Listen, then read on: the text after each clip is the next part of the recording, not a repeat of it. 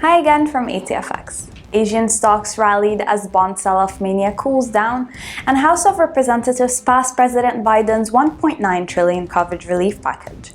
U.S. virus cases also shrank 72% since January's peak, boosting market sentiment.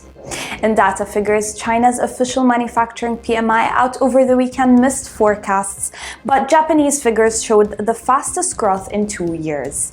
The approval of Johnson & Johnson also held up the economic outlook, boosting market sentiment. Investors will keep an eye out for US job figures and the UK budget plan. UK Finance Minister will pledge more budget spending. Meanwhile, OPEC Plus meeting will be held on Thursday with expectations of discussing the increasing of oil production. From the currency market, the US dollar dipped in Asian trades today, with riskier currencies making a recovery after Friday's wary mode.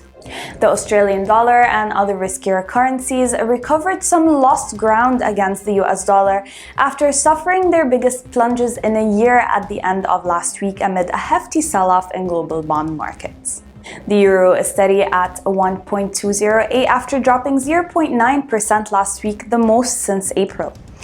Gold is up, boosted by a weakening dollar recovering from an 8-month low during the previous session. Oil prices rebound as US House passes a huge stimulus bill, and Brent gained almost 5% last week, while both WTI and Brent gained about 20% in just the month of February. Brent crude rose 1.7% to $65.49, while WTI jumped 1.6% to $62.51. That was all for today. Thank you for watching.